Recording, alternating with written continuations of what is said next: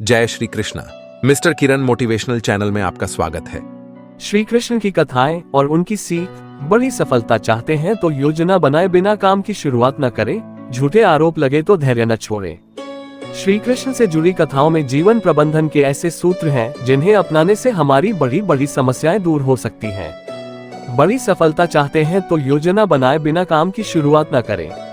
जब भगवान विष्णु श्री कृष्ण रूप में अवतार लेने वाले थे, देवकी और वसुदेव कंस की कैद में थे। कंस ने देवकी वसुदेव की 6 संतानों का वध कर दिया था। 7वीं संतान के रूप में बलराम देवकी के गर्भ में आए तो भगवान विष्णु ने योगमाया से कहा था कि आप इस 7वीं संतान को देवकी के गर्भ से निकालकर वसुदेव जी की दूसरी पत्नी रोहिणी के गर्भ में स्थापित कर दो। इसके बाद कंस को ये सूचना दी जाएगी कि 7वां गर्भ गिर गया है। योगमाया ने ऐसा ही किया। इसके बाद जब 8वीं संतान के जन्म का समय आया तो भगवान ने योगमाया से कहा कि अब मेरे अवतार लेने का समय आ गया है। जब मेरे अवतार का जन्म होगा, ठीक उसी समय आप गोकुल में यशोदा के गर्भ से जन्म लेना। वसुदेव जी कंस के कारागार से निकालकर मुझे गोकुल पहुंचाएंगे और आपको लेकर कंस के कारागार में आ जाएंगे। जब कंस 8वीं संतान को मारने के लिए आएगा तब आप मुक्त हो जाना। भगवान ने जो योजना बनाई थी उसी के अनुसार श्री कृष्ण का अवतार हो गया। कथा की सीख। इस कथा में भगवान ने संदेश दिया है कि जब भी कोई काम करना हो तो उसकी योजना जरूर बनाएं।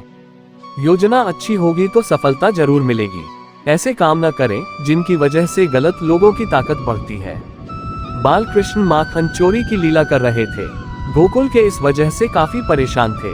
एक दिन गांव के नंद बाबा और यशोदा के पास पहुंचे और कान्हा की शिकायत करने लगे। नंद बाबा ने कृष्ण से पूछा कि तुम माखन चोरी क्यों करते हो, जबकि हमारे घर में तो बहुत माखन है। कृष्ण ने कहा कि आप लोग मेहनत से दूध, दही, घी, माखन तैयार करते हैं और फिर ये चीजें करके रूप में दुष्ट कंस को दे देते हैं और इस वजह से गांव के बच्चों को माखन नहीं मिलता है। आपके इस काम से कंस की ताकत लगातार बढ़ रही है। अगर आप कंस को कर देना नहीं रोकेंगे तो मैं तोड़ फोड़ करता रहूंगा ताकि ये माखन कंस के पास न पहुंचे और गांव के बच्चों को मिल सके। कथा की सीख। इस कथा में श्री कृष्ण ने संदेश दिया है कि हमें ऐसे काम नहीं करना चाहिए जिनकी वजह से गलत लोगों की ताकत बढ़ती है। जब कोई झूठा आरोप लगे तो धैर्य न छोड़े। द्वारका में एक सूर्य भक्त था सत्राजित। उसे सूर्य देव ने स्यमंतक नाम की चमत्कारी मणि दी थी। ये मणि रोज 20 तोला सोना उगलती थी। एक दिन श्री कृष्ण ने सत्राजित से कहा कि आप ये मणि राजकोष में देंगे तो इससे मिले धन से प्रजा की अच्छी देखभाल हो सकेगी। सत्राजित ने श्री कृष्ण को मणि देने से मना कर दिया। इस घटना के कुछ दिन बाद सत्राजित के भाई प्रसेनजित ने मणि चुरा ली। प्रसेनजित मणि लेकर जंगल में भाग गया। जंगल में एक शेर ने प्रसेनजित को मार दिया और खा गया। मणि जंगल में ही गिर गई। सत्राजित को जब प्रसेनजित और अपनी मणि नहीं मिली तो उसने श्री कृष्ण पर आरोप लगा दिया कि कृष्ण ने ही मेरी मणि चुराई है और मेरे भाई की हत्या कर दी है। श्री कृष्ण पर चोरी और हत्या का कलंक लग गया। श्री कृष्ण ने उस समय क्रोध नहीं किया, धैर्य बनाए रखा और इस आरोप को गलत साबित करने के लिए जंगल की ओर चल दिए। जंगल में श्री कृष्ण को शेर के पैरों के निशान दिखे और निशान के पास हड्डियों का ढेर दिखा। श्री कृष्ण समझ गए कि प्रसेनजित को शेर ने मार दिया है और मणि यहीं कहीं गिर गई है। श्री कृष्ण मणि खोजते हुए एक गुफा में पहुंच गए। गुफा में जामवंत रहते थे। श्री कृष्ण ने मणि मांगी तो जामवंत नहीं दी। इसके बाद दोनों का युद्ध हुआ। युद्ध में श्री कृष्ण जीत गए। जामवंत समझ गए कि ये भगवान श्री राम के ही अवतार हैं।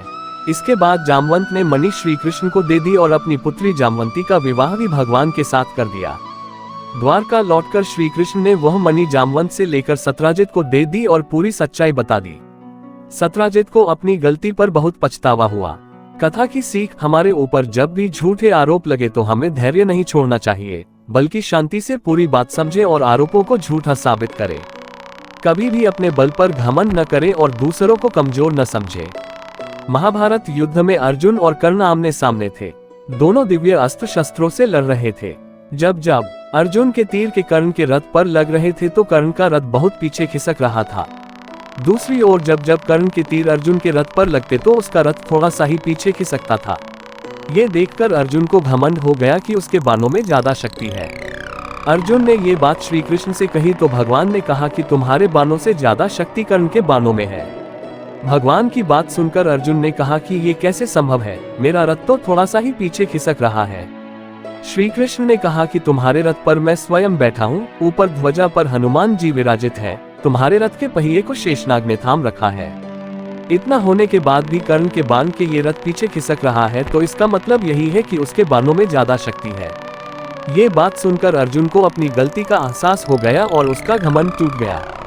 कथा की सीख। इस कथा में श्री कृष्ण ने अर्जुन को सीख दी है कि कभी अपनी शक्ति का घमंड न करे और शत्रु को कमजोर न समझे।